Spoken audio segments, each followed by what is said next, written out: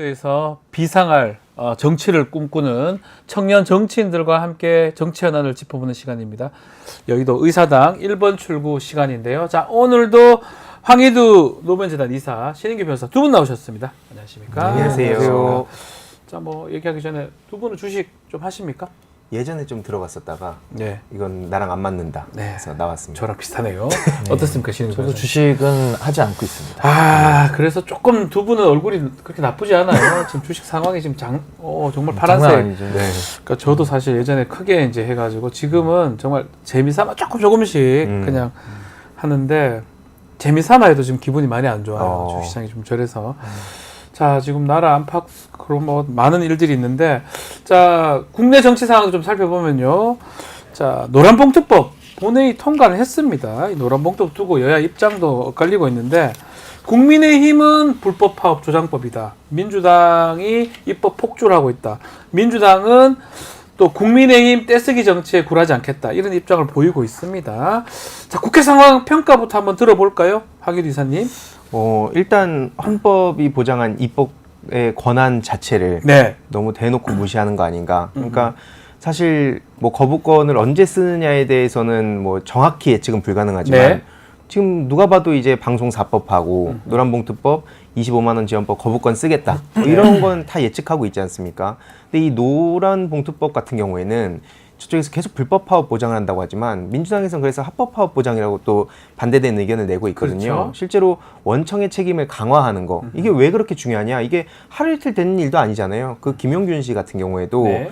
작년 말쯤에 그 최종 법원의 판결 나온 게 원청의 그 책임을 덜어줬어요. 네. 그러니까 이런 일들이 지난 수십 년째 반복이 되고 있기 때문에 원청의 책임을 강화하고 그리고 특히 이번에 고용노동부 장관으로 지명된 김문수 씨 같은 경우에도 네. 대놓고 손배소를 가지고 그 노조들 협박하는 그런 발언들도 서슴지 않고 했거든요. 그래서 이런 걸 좀 막겠다는 취지인데 이걸 두고도 또 지금 막 불법 파업 조장이네 뭐네 하니까 아하. 집권 여당으로서 누구를 챙기는 건가 묻지 않을 수 없습니다. 신인규 변호사님 질문 드리고 싶습니다. 국민의힘이 불법 파업 조장법이라고 하는데 이 부분은 어떻게 보십니까, 신 변호사님은요?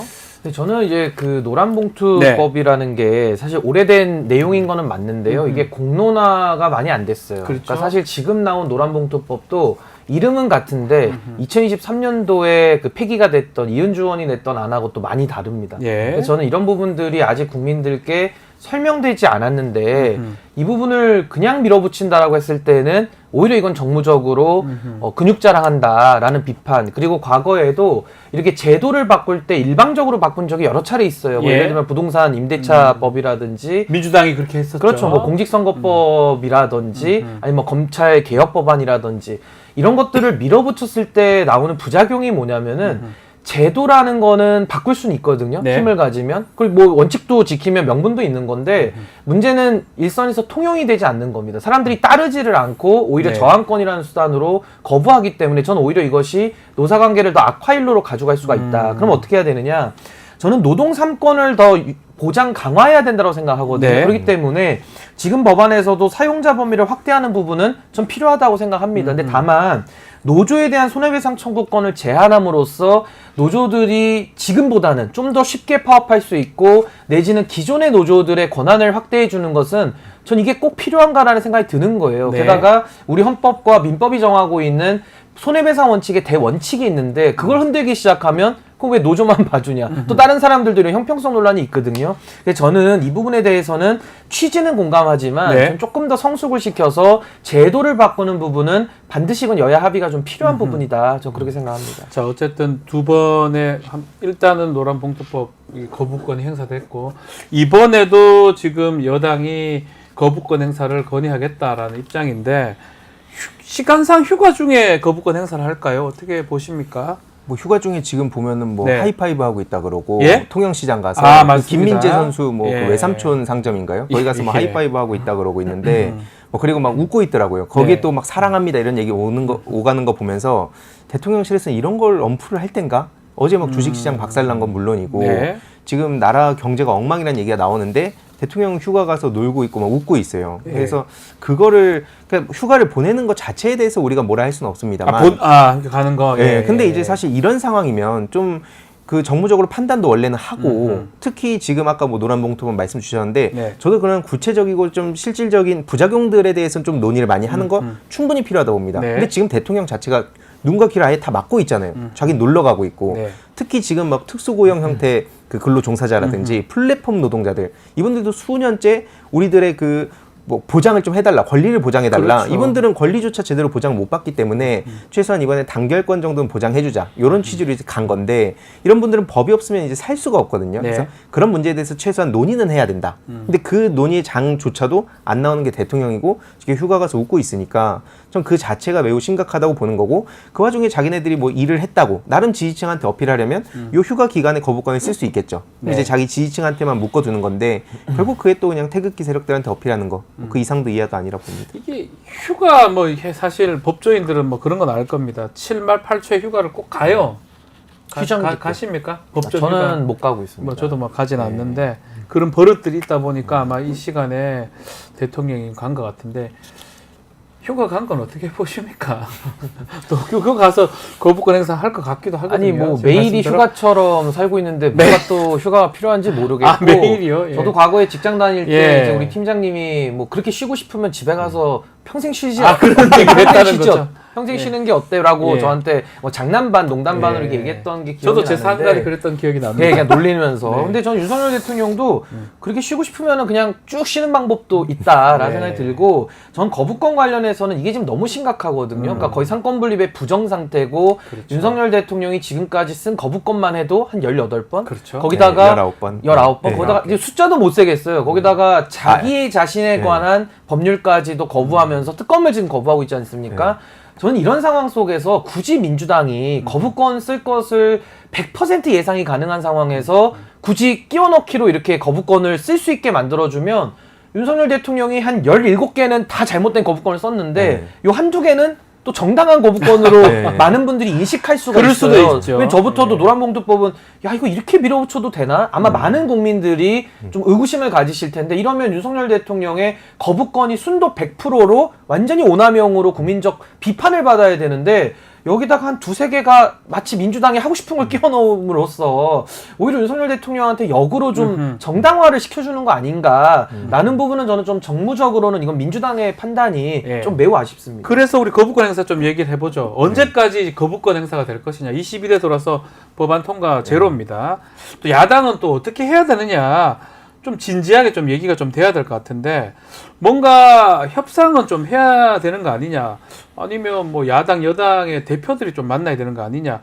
여러 가지 얘기가 있습니다. 여당 대표, 원내대표라든지 최소한 뭔가 협상을 좀 해야 되는 거 아니에요? 이대로 가면 나라가 이게 제대로 될 수 있냐 이런 얘기가 나오고 있어요. 벌써부터. 제가 앞에 좀 잘못 말한 예. 게 19건이 뭐냐면 네. 박정희 전 대통령 때부터 예. 전직 대통령 노태우, 예. 노무현, 이명박, 박근혜 합친 게 19번이었고 박정희부터 네, 그때부터 박정희가 5번 썼어요. 문재인 박정희 전 대통령까지. 대통령이. 네, 그 기간까지 총 19번을 쓴 거고 예. 지금 윤석열 대통령이 임기 절반도 안 됐는데 네. 15번을 썼거든요. 여기에 방송 4법에 아까 뭐 노란봉투법, 네. 25만 원 지원법까지 합쳐서 쓰면 6개를 더 해서 21번이 되는 겁니다. 네. 그러니까 여태까지 그 전직 대통령들보다도 임기 절반의 윤석열 대통령이 훨씬 더 넘게 쓰는 거거든요. 네. 그러니까 당연히 뭐 물론 이제 아까 말씀 주셨듯이 세세하게 봤을 때는 충분히 뭐 조정도 해야 되고 뭐 이런 여러 가지 부족한 미흡한 부분이 있다고 또 진보 진영에서는 또 그건 그거대로 또 민주당이 비판을 하거든요. 네. 왜 이렇게 자꾸 이걸 덜어내냐, 엉망진창 만드냐. 조정하다가 예. 누더기 법안이 네, 된다. 누더기 이렇게 된다. 하는 뭐 이런 경우도 얘기도 있는데 있죠. 이제 아까 말씀드렸듯이 특수 그 형태 근로종사자라든지 네. 이런 분들은 어디서도 그 보장을 못 받기 때문에 좀 그거에 속도를 내달라고 요구를 하는 것 같아요. 그래서 네. 전 충분히 신인규 위원장님처럼 이렇게 합리적인 비판할 수 있다 봅니다. 네. 그거를 좀 테이블에 와가지고 얘기를 해야지. 추경호 원내대표 같은 경우에도 사실 그냥 용산의 입이라는 얘기를 듣지 않습니까? 네. 전혀 기대가 안 됩니다. 보통 이제 그 협상을 한다 그러면 서로 줄 건 주고 좀 뺄 건 빼고 막 이렇게 하는데 그러니까요. 그런 게 없잖아요. 아니 지금 말씀한 것 좀 말씀드리보면 정부나 아니면 대통령이나 여당, 집권 여당도 지금 통과시키고 싶은 뭐 하고 싶은 일 있을 거 아니에요. 한우법 같은 거 국힘에서 낸 아니 그 법안들을 본인들이 통과를 좋아하는 법을 통과시키려면 이른바 주고 받고가 되는 게 정치 아닙니까? 몇 개는 받고 토론도 좀 하고 요 정도는 양보하고 우리 건 좀 해달라. 제가 이게 이상한 건가요? 그렇게 가야 되는 거 아니에요? 그러니까 이제 우리 앵커님 말씀을 좀 제가 용어로 정리하자면은 네. 집권 여당의 무한 책임이 실종된 거죠. 그러니까 집권 그렇죠. 여당은 어떤 꿈을 가지고 집권을 한 것이고 나라를 좋게 만들자라고 들어온 건데 그렇죠. 그 권력을 가지고 지금 하고 싶은 거라고는 김건희 여사 방탄과 윤석열 대통령 자기 보신밖에 없다 보니까 오히려 일을 안 할수록 이 사람들은 더 좋다. 오히려 월급을 받고 있다. 그래서 제가 아까 그냥 영원히 쉬는 건 어떠냐고 제가 아까 그랬던 맥락과도 연결이 되는 건데 저는 그렇기 때문에 지금의 협치나 어떤 뭐 민생 이런 얘기 자체가 너무 공허하거든요. 그러니까 김문수라는 사람을 노동부 장관 후보자로 임명하면서 노동개혁이 무슨 의미가 있습니까? 그러니까 이런 거나 비슷해요. 그리고 이진수 위원장 방통위에 보내면서 무슨 방송통신 개혁을 운운합니까? 이건 아예 그냥 기본부터 틀려먹은 거라고 저는 생각하기 때문에 이 시대의 지금 가장 큰 민생은 전 윤석열 대통령의 임기를 단 하루라도 줄이는 것이 가장 정확한 민생을 살리는 길 아닌가라는 생각이 들어서 저는 민주당이 가진 힘이 적지 않거든요. 결코 적지 않습니다. 전 이걸 가지고 총선 때의 민의, 그러니까 윤석열 대통령을 강력하게 견제하라라는 그쪽으로는 힘을 저는 모든 힘을 다 써도 된다고 봅니다. 저는 뭐 청문회라든지 국정조사든지 탄핵이든지 얘기 나와도 저는 다 찬성하거든요. 근데 그게 아니라 지금처럼 어떤 제도를 바꾸거나 사회에 영향을 미치는 법안들은 좀 신중할 필요가 있다는 게 제 생각이고 또 하나는 그렇기 때문에 여론전이 저는 더 중요하다고 생각합니다. 더 많은 국민들을, 그러니까 협상 테이블에 국민의힘을 끌어오려고 할 것이 아니라 공론의 장에 더 많은 국민들을 좀 참여시키는 방법으로 민주당이 좀 방향 선회를 하면 어떨까라는 생각이 듭니다. 우리 신인규 변호사님이 뭐 몇 주 전부터 아니 오래됐습니다. 자꾸 탄핵 얘기를 계속 하셔가지고 민주당 국회의원들을 더 심하게 하시는 것 같아요. 아니 근데 지금 이런 식의 상황에서 단 하루라도 대통령직을 더 수행한다는 것이 매우 버거워 보이기도 하고 국민들이 너무 고통스러워요. 전 여기에 대해서 정치하시는 분들은 책임 있게 본인도 버거워 보입니까? 매우 버거워 보이죠. 먹을 때만 표정이 좋잖아요. 시장에서 잘 먹고 계신다. 그러니까 먹을 때는 표정이 좋는데 뭐 불편한 자리 가거나 이러면은 막 눈이 튀어나올 것 같은 표정을 짓는다든지 상당히 불안정한 모습을 많이 보이고 있기 때문에 저는 대한민국의 국익과 민생을 생각한다면은 지금 최고 지도자에 대한 이 거취를 결정하는 것이 가장 중요한 문제 아닌가라는 생각이 듭니다. 그러니까 쉽지 않은 얘기인데 사실은 지금 탄핵 얘기들이 사실은 많이 되고 있는 상황이에요. 그런 부분들이 참 어쨌든 간에 국민들한테는 민생 법안들도 있고 주식도 그렇고 경제도 그렇고 여러 가지 문제들이 있기 때문에 해법을 찾아내야 되거든요. 근데 사실 저는 계속 얘기하지만 국정 운영의 책임은 대통령이 지는 거예요. 뭐 국회의장이 지겠습니까? 야당 대표가 지겠습니까? 야당 원내대표가 지겠습니까? 이거는 뭐 당연한 거 아니겠습니까? 그러니까 이거를 운전에 비유하자면 윤석열 대통령이 지금 운전대 잡고 승객들을 태우고 차를 몰고 있는 거거든요. 그렇죠. 근데 난폭 운전에 술 먹고 음주운전까지 해버리면은 그런 운전자를 다시 쓸 수 있겠습니까? 완전히 그냥 다시는 면허 박탈해서 내쫓아버려야 되거든요. 운전대를 잡는 부분에서는. 그렇기 때문에 전 이건 매우 지금 심각한 국가적인 위기라고 보기 때문에 전 이것을 갖다가 아주 제가 과대해서 해석하면은 국민의힘은 그냥 권력을 누리니까 좋고 또 민주당 입장에서는 쫓아낼 방법도 별로 없는데 그냥 시간은 우리 편이다라고 하면서 또 뻗태기로 들어간다면은 결국 모든 피해는 국민들이 보는 거 아닌가. 저는 이 부분이 굉장히 안타깝게 생각을 하는 겁니다. 뭔가 우리 이사님 보기에 해법이 좀 있을까요? 해법이 지금 전문가들도 정치 오래 해온 분들도 답이 없으니까 아까 신인규 위원장님 말씀처럼 탄핵밖에 답이 없다. 근데 윤석열 대통령 입장에선 이제 내가 아직 못한 게 있다 생각하는 것 같아요. 이제 특히 종부세 아예 폐지해버리는 거라든지 상속세, 법인세, 결국에는 초부자감세라는 비판을 받아왔던 이명박 정부보다도 더 심각한 짓들을 지금 저지르고 있다. 게다가 아직 독도도 안 넘어갔잖아요. 지금 윤석열 정부 입장에서는 이렇게 하면 독도까지 넘겨주는 거 아니냐 비판 나오는데 그런 한일 동맹으로 아예 그냥 가려고 작정을 한 것 같습니다. 그런 일들 아직 자기들 나름은 못했다라고 생각하지 않을까. 그런 일들 할 때까지 아주 기를 쓰고 할 것 같습니다. 알겠습니다. 휴가 잘 다녀오시고요. 자, 국민의힘도 한번 좀 살펴보겠습니다. 한동훈 대표가 예정대로 후속 당직 인선 마쳤습니다. 자, 한동훈 표 후속 당직 인선 어떤 특징을 갖고 있고 평가 좀 해주실 수 있을까요? 신인규 변호사님. 뭐 그냥 한동훈 대표 체제를 더 강화했다라는 평가 외에는 별로 기대할 게 없는 게 이 정당의 문제가, 그러니까 국민의힘의 고질적이고 본질적인 문제가 네. 결국 윤석열 대통령으로부터 얼마만큼 자율권과 그 행동의 공간을 확보하느냐의 문제거든요. 근데 딱 하나의 예를 들면 특검법에 관련해서도 한동훈 당대표의 첫 일성, 네. 출마 선언에서 나왔던 게 이거 진실규명이 필요하다. 공수처 수사까지 더 볼 것도 없다. 여론이 나쁘니까 뭐 제3자 특검으로 물론 주장을 했습니다만은 뭔가 특단의 조치가 필요하다라고 얘기를 했는데 벌써 대표 되고 나니까 또 화장실 들어갈 때랑 나올 때가 또 달라졌어요. 아, 벌써. 이런 상황에서 또 정점식 정점식 정책위 의장의 거취를 놓고 한 일주일 끌어왔고요. 그러고 나서 이제 정리는 돼가지고 이제 본인 사람들 앉히기 시작한 건데 그게 무슨 의미가 있습니까? 그냥 제가 봤을 땐 철밥통의 교대다. 그냥 기존에 김기현 대표나 구 영남권 쪽에서 해먹었다면은 이번에 한동훈 쪽에서 들어가서 해먹겠다라는 철밥통의 교체 이외에는 전 다른 의미는 찾아보기가 어렵다라고 봅니다. 시간을 좀 끌긴 했어요. 정점식 정책위 의장 그리고 뭐 지명 최고위원 임명할 때 시간을 좀 끌긴 했는데 결국은 친한 체제로 가는 거 아니냐 이런 평가도 있는 것 같습니다. 개파가 앞으로 형성이 되는 겁니까? 친한으로?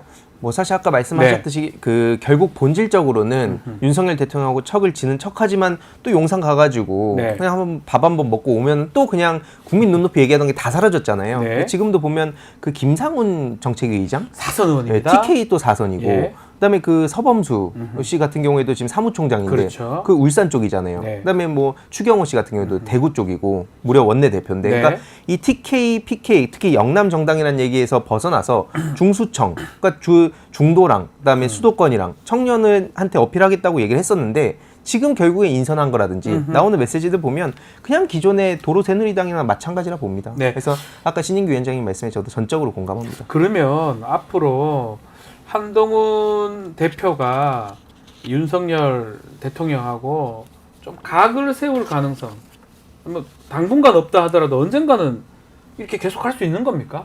아니 이제 앞으로 여러 번 파도가 좀 출렁일 수밖에 네. 없을 거예요. 왜냐하면 기존의 이슈들이야 한동훈 대표 되기 전의 문제이기 때문에 본인이 들어와서 수습만 한다라고 하니까 말도 뱉었다가 처리하기가 매우 좀 쉬운 것 같은데 네. 이제 앞으로는 한동훈 대표가 이제 직면해가지고 풀어가야 될 문제들이 아마 산적할 겁니다. 거기서는 껌껌이 윤석열 대통령하고 부딪힐 수밖에 없는데 네. 이 둘의 관계가 저는 뭐 결별한다, 척을 진다 이렇게 볼 수는 없어요. 왜냐하면 사실상 공동 운명체고 아니 이 정부의 실세로 2년 동안 살아왔는데 어떻게 척을 집니까? 척을 지면 그냥 공멸이다라고 인식을 할 거고요. 근데 다만 한동훈 대표가 당을 장악하면 네. 윤석열 대통령의 권력이나 시간은 점점 이제 후퇴되고 있는 거거든요. 힘이 빠지고 있는 건데 그 상황에서 막판에 몰리면 한동훈 대표가 이제 쓸모가 없다라고 여길 때는 윤석열 대통령을 이제 버리는 시간은 오겠으나 네. 그 전까지는 뭐 아무리 척지는 짓을 해도 저는 뭐 믿기는 매우 어려운 그런 관계이다. 그 시간이 좀 오래 걸릴 것이다. 좀 이렇게 오래 걸린다고 보시군요. 봅니다. 일각에서는 연말 넘기기 어렵지 않냐 이런 얘기도 있긴 하던데 우리 이사님 어떻게 네. 보십니까? 뭐 최혜병 특검 같은 경우에 네. 지금 대표적으로 거기 지금 걸려 있잖아요. 네. 딱 제3자 출전 특검법. 네, 그래서 본인이 얘기를 했던 거에 대해서 또 신경도 쓰면서 결국 또 용산 쪽의 그 입김을 무시를 못하는 상황이기 때문에 네. 그걸 한동훈이라는 그 대표가 여태까지 보여준 모습을 봤을 때 그닥 기대가 안 되긴 합니다. 네. 그러니까 본인은 혼자 만족하는 것 같아요. 항상 나 되게 잘했다 생각하는 것 같은데 네. 지금 결국 믿고 있는 건 그 지난주에 그 앵커님이 말씀하셨던 갓딸 제가 얘기했나요? 거기만 의존하고 있는 거 아닌가. 제가 그랬군요. 예. 제가 결국 예. 그러다가 이제 네. 스스로 자멸하지 않을까 그런 생각도 많이 듭니다. 근데 알겠습니다. 한동훈 대표 이렇게 회의 주재하는 모습 저는 그래도 들어가서 보거든요. 네. 보면은 매우 좀 불안해 보이기도 해요. 아. 그러니까 이제 뭐 자신이 당직을 인선함으로써 당을 장악하는 외형은 있으나 내면적으로는 리더십을 세워가지고 당을 똘똘 뭉치게 본인 중심으로 만들기가 좀 매우 불가능할 것이다. 그래서 아마 한동훈 대표가 앞으로도 많은 그 고비들을 겪을 텐데 그걸 잘 넘어갈 수 있을지는 본인의 내공 부족으로 전 매우 의문입니다. 의문스럽다. 알겠습니다. 좀 지켜보기로 하고요. 민주당 전당대 얘기도 좀 해보겠습니다. 자, 가뜩이나 좀 조용한 전당대회 올림픽 기간 때문에 더 조용한 것 같은데 자, 조용히 진행되는 전당대회는 이재명 후보한테는 득이 됩니까? 실이 되는 겁니까? 뭐 이게 사실 득이냐 실이냐는 네. 애초에 만약에 시끌벅적하면 네. 또 그게 긍정적인 의미로 시끌벅적하다 그 보도하진 않았을 것 같거든요. 네. 그래서 뭐 득실을 따지는 건 크게 의미가 없다고 생각은 하고 개인적으로 뭐 사실 결과가 정해져 있다 보니까 더더욱 관심도 떨어지고 네. 지금 뭐 올림픽 이슈도 있지만 또 휴가철이기도 하고 또 전체적으로 짜증이 많이 나 있잖아요. 지금 전반적으로 네, 전반적으로 덥고요. 네, 덥고 더워요. 안 그래도 더운데 뉴스만 보면 짜증나고 대통령 짜증납니다. 휴가 가서 웃고 있고 아예 그냥 정치에 관심이 끄는 분도 많고 이런 여러 가지 종합적인 요소들이 다 결합이 됐는데 네. 어쨌든 그거랑 별개로 최고위원 쪽이 또 흥미진진하게 흘러가서 네. 개인적으로 거기에 좀 관심이 많이 갑니다. 자, 최고위원은 잠시 후에 다시 질문 드려보고 지금 지난주에 호남에서 치러진 지역경선 이재명 후보 득표율이 조금 떨어졌어요. 뭐 떨어졌다 해도 80% 이상인데 요게 민주당이 좀 곱씹어 봐야 된다 이런 얘기도 있는 것 같습니다. 신입에서 어떻게 보십니까? 저는 지금 민주당이 전 위기 속으로 들어가고 있다고 생각합니다. 왜냐하면 이재명 대표가 당은 이미 장악을 했고요. 네. 전 이번에도 굳이 당대표를 또 한 번 해야 되느냐. 제가 이런 얘기를 했죠.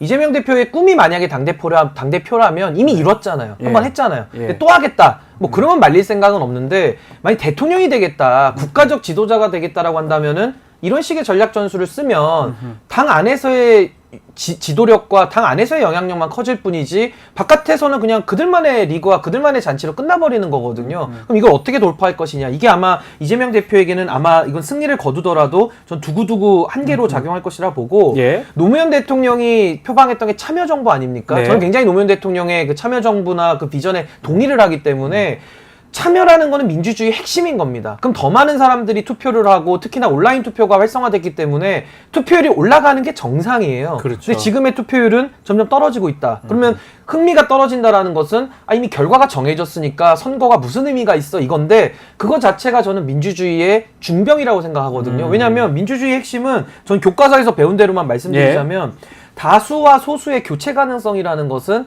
민주주의의 핵심 중의 핵심입니다. 근데 지금 민주당은 다수만 보이고 이제 소수는 이제 교체할 수 있을 거라는 기대감마저도 사라지는 거 아니냐. 아하. 그렇다면 이건 공당으로서 저는 굉장한 위기이고 이걸 앞으로 민주당이 어떻게 극복해 나가느냐. 전 거기에 이제 민주당의 이제 명운이 달려 있는 거 아닌가라는 생각이 듭니다. 알겠습니다. 저도 뭐 다양성과 역동성, 자유를 가장 중요하게 생각하는 사람으로서 굉장히 타당한 비판이라고 봅니다. 다만 지금 이 상황에서 거기에 나온 사람들이 김두관 후보 같은 경우에 계속 그 당원들 자극하는 발언들 한단 말이에요. 그러니까 전 그게 굉장히 했죠. 불만이 크고 결국엔 사실 뭐를 하더라도 만약에 이쪽으로 가면 또 이런 비판, 그러니까 예를 들어서 쭉 우리가 뭐 다양한 이야기들을 품고 뭐 정책적 얘기도 하고 그런 걸 우리는 바라지만 그러면 또 예를 들어서 이런 반응들이 또 올 겁니다. 지금 윤석열 대통령 끌어내리는 데 집중해야지. 지금 그런 게 무슨 의미가 있냐. 니네들이 아무리 좋은 정책을 만들어도 이게 진짜 다수 국민들이 환호를 해도 사실 최혜병 특검 같은 경우에 이게 여야 할 게 없는 사안이잖아요. 그럼에도 불구하고 저기가 대놓고 뭉개는데 이게 무슨 의미냐 라는 또 비판을 받을 수 있기 때문에 좀 그런 측면에서는 저도 참 현실 정치한 게 그래서 어렵구나. 그리고 저도 신인규 위원장님처럼 똑같은 생각을 하고 있어요. 항상 이 소수와 다수의 그 경쟁. 저도 이제 예전에 프로게이머를 하면서 지금 딱 올림픽이 대표적이지 않습니까? 끝날 때까지 누가 이길지 모르니까 그 쫄깃쫄깃함. 양궁 대단합니다. 심장이 쫄깃쫄깃해지면서 계속 관심이 오래 얘기했지만 미국 선수가 그렇게 잘하고 네, 맞습니다. 계속 10점 쏘는데도 서로 막 쏘고. 그러니까 양궁 시스템을 정당에다가 이식하면 참 좋을 거고요. 참 좋을 텐데. 그게 이제 우리 국회까지 반영이 되면 훨씬 더 경쟁력이 생길 겁니다. 그런 경쟁력 있는 시스템 만드는 거에 저 관심이 되게 많다. 다만 이제 참 현실 정치의 벽이 그런 의미에서 높다는 생각을 항상 합니다. 근데 저는 이게 이제 생각의 차이점인데 저는 노무현 대통령이 어떤 실리를 가지고 접근했다라 그러면 지금의 노무현 대통령은 없을 거라고 저는 봐요. 그러니까 민주당도 당연히 윤석열 대통령을 일사불란하게 견제하는 부분과 또 당내에서 민주당이니까 민주당의 이름에 걸맞는 국민들이 원하는 기대치가 있단 말이죠. 이 사이에서 갈등을 하겠지만은 윤석열이 예외니까 우리도 예외로 하겠다. 전 이거에 대해서는 동의가 안 되는 겁니다. 그러니까 윤석열 정부가 저도 예외인 걸 인정하고 다시는 이런 정부는 있어서는 안 되고 하루라도 임기를 줄이는 게 맞는데 그러기 위해서는 더 많은 국민들의 지지와 여론과 성원밖에는 야당이 할 수 있는 게 없거든요. 그렇다면 예외를 대적하기 위해서 더 큰 예외로 갈 게 아니라 오히려 더 원칙을 지키는 쪽으로 저는 간다면은 전 더 많은 국민들이 감동하고 지지를 보내줄 수밖에 없다. 그리고 양당 체제하에서 국민의힘 아니면은 사실 지금은 민주당밖엔 답이 없는 거거든요. 좀 더 전 자신감 있게 임하는 것이 민주당에도 더 좋았겠지 않는가라는 좀 아쉬움이 있습니다. 댓글에 광야님이 두 분의 미래가 밝습니다. 이 두 분은 아마 이 두 분을 말씀하시는 거예요. 이재명 대표, 윤석열 대통령 두 분을 말씀하시는 거예요. 저는 우리 황희두 이사님께 저는 굉장한 항상 그 영향력도 크시고 또 좋은 말씀 많이 하시기 때문에 그런 목소리가 좀 더 커져야 좀 더 민주당도 건강해질 수 있지 않을까라는 생각합니다. 자, 최고위원 선거는 좀 흥행이 되는 모양새입니다. 그렇지만 좀 1위 대세를 이어가는 뭐 어제 저희가 인터뷰됐는데 정봉주 후보가 2위로 좀 밑으로 좀 밀려났습니다. 어떻게 보고 계십니까, 이사님은? 지금 당원들 같은 경우에도 네. 굉장히 전략적으로 투표를 한다는 생각이 들었습니다. 네. 왜냐면은 예를 들어서 이게 뭐 흥행 차원에서 그런 것도 있긴 하지만 이제 수석이 누가 될 것인가 요걸로도 굉장히 반응이 뜨거웠었고 네.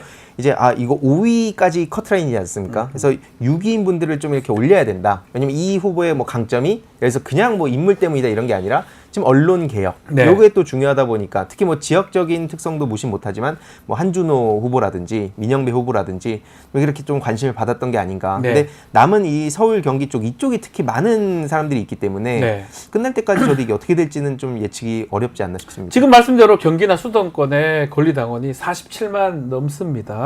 호남보다 더 많은 권리당원이 남아있기 때문에 어떻게 순위가 좀 바뀔까요? 신인기 변호사님 어떻게 그러니까 이제 보십니까? 최고위원 선거 때문에 네. 그래도 이제 흥행의 그래도 그나마 되는 것 같아요. 흥행의 예. 요소를 가지고 가는 건데 근데 글쎄요, 이 수석 최고위원이라는 게 뭐 법적인 개념은 아니지만 그래도 1등을 하면 영예로 올 테니까 예. 상당히 좀 노력을 하는 건데 저는 김민석 후보 굉장히 훌륭한 분이라고 생각합니다. 예. 그래서 저는 저분이 그냥 가만히 있었어도 저렇게 1등을 하실 수 있고 또 능력과 역량도 충분하시다고 생각을 하는데 이게 중간에 이재명 대표의 픽 아니냐. 네. 또 공교롭게 그 시점부터 갑자기 득표율이 올라가기 그러니까 그것도 시작하니까 놀라워요. 유튜브에서 말씀하셨던 상황. 그러니까 이제 예. 아이고 아쉽다 그랬죠. 이재명 아쉽다 대표, 이재명 그랬죠. 후보가 예. 아이고 왜 그 표밖에 안 나왔어? 아쉬움을 표하다 보니까 예. 그 전에는 4등이었거든요. 맞습니다. 그 이후로 이제 당원들이 뭐 그 마음을 지금 막 교감을 4등, 했는지는 2등, 1등으로 올라갔어요. 예, 모르겠지만 예. 어쨌든 1등이 된 건 결과적으로 맞거든요. 그러니까 네. 이런 게 사실은 민주주의의 경쟁이 좀 더 페어하고 조금 더 이렇게 경쟁의 공간이 열려 있어서 저런 결과가 나왔다 그러면 국민들이 감동하고 좋아했을 텐데 네. 이게 뭐가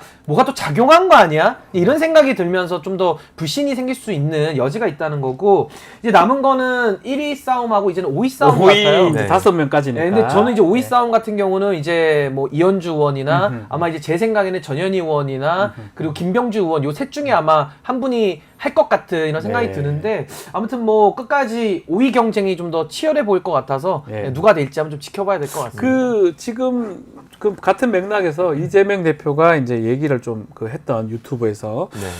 그 정봉주 후보에 대해서 좀 부담감이 있는 거 아니냐 이런 시각도 있는데 어떻게 보십니까? 뭐 그런 얘기들이 실제로 네. 있긴 한데 제가 뭐 정확한 의중은 알기는 어려운데요. 근데 뭐 저도 그렇게 생각합니다. 진짜 딱 순수한 경쟁. 그러니까 저 네. 게임 할 때처럼 지금 네. 스포츠처럼 순수한 경쟁을 해서 그 결과에 승복하고 이런 게 그 됐으면 좋겠다. 그게 가장 좋은 싶으면서도 거죠, 사실은. 네, 근데 이게 참 현실에서 되게 어렵구나. 뭐가 끼면 안 되는. 그냥 무슨 건데. 말 한마디 하면 예. 이제 그거에 대해서 또 여러 가지 해석이 나오고 그렇죠. 그래서 이게 현실과 이상 사이에서 저도 항상 갈등을 합니다. 근데 그것과 별개로 김민석 그 총선 상황실장을 하면서 네. 또 안정적으로 그걸 이끌었고 총선 승리 이끌었고 또 워낙 스마트하다는 이미지가 있기 때문에 좀 그런 측면들도 좀 저 시간이 지나면서 알려지면서 네. 또 많은 사람들한테 관심을 끈 게 아닌가 그런 생각도 개인적으로 어떻게 듭니다. 우리 이사님 보기에는 황인희 유사 보기에는 5위까지 누구가 될 것 같습니까? 저 그게 진짜 예측이 왜냐면은 서울 경기권은 네. 특히 지금 이 권리당원의 비율이 늘어나면서 이게 막 아까 전략적인 투표를 한다 했잖아요. 네. 그래서 사실 다음 주 결과가 나온다 하더라도 그 다음 최종 8월 18일 그때 어떤 결과가 나올지 가봐야 전혀 예측이 된다는 예, 전 거죠. 전혀 예측하기 어렵습니다. 민영배 후보가 사실 좀 쳐져 있다가 호남을 겪으면서 또 한 5위권 안으로 들어왔습니다. 어떻게 봐야 됩니까? 그러니까 이제 민영배 후보가 조금 광주, 그러니까 네. 본인의 본거지에서 본인은 뭐 자기 지역구 광주 쪽이네요. 전남에서 이제 좀 돌풍을 좀 일으켰고 예. 이제 한준호 후보는 전북에서 이제 네. 고향이 전북이다 본인이 보니까 고향입니다, 아무래도 좀 메리트가 거기가. 있었던 것 같은데 한준호 후보는 이제 경기도가 자기 지역구니까 이제 본인 텃밭도 남아 있는 겁니다. 고향이죠, 고향. 근데 이 예. 민영배 후보는 이미 벌 거 다 벌어왔거든요. 그래서 저는 이 벌이가 이제 얼마만큼 됐는지가 이제 다 두고 볼 벌어왔습니까? 관건이고 다 벌어왔습니까? 그렇기 때문에 저는 이번에 확실한 거는 강선 의원은 이제 좀 당선권에서는 많이 멀어진 조금 것 멀은 것 같고요. 같고요. 민영배 후보의 그 벌어놓은 게 얼마만큼 비축돼 있는지가 관건이고 나머지는 이현주, 전현희, 김병주 이 세 분이 또 수도권에 다 네, 지역구가 있잖아요. 맞습니다. 이 세 분이 이제 치열하게 경쟁해서 나머지 한 자리를 놓고 좀 다툼을 벌이지 않겠나. 예. 이분들을 뺀 나머지 분들은 이미 좀 당선이 되신 네. 것 같아요. 제가 볼 때는. 네. 딱 얘기를 다 주시네. 그러면 김민석, 정봉주, 한준호. 한준호까지는 좀 돼 보이고 네. 나머지 분들이 경쟁을 하는데 강선 의원은 조금 처져 있다. 네. 이렇게 해석하면 됩니까?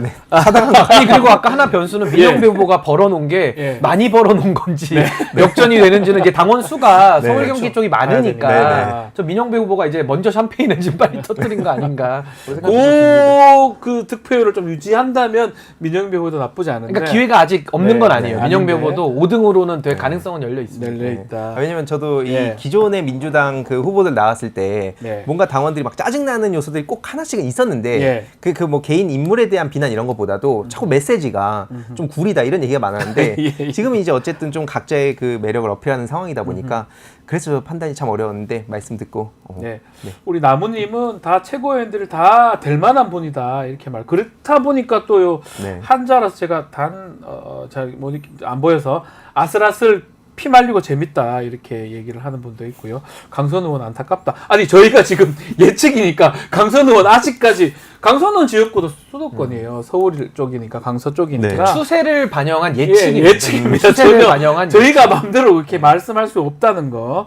네.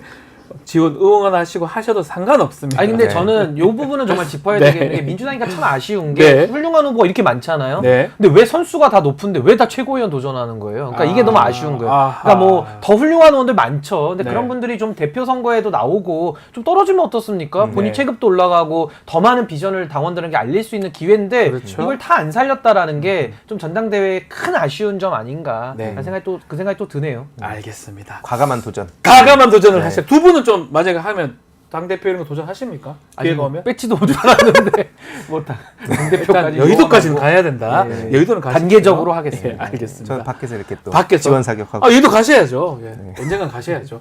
알겠습니다. 자, 오늘 말씀 여기까지 듣겠습니다. 항의도 이사 신은규 변호사와 함께했습니다.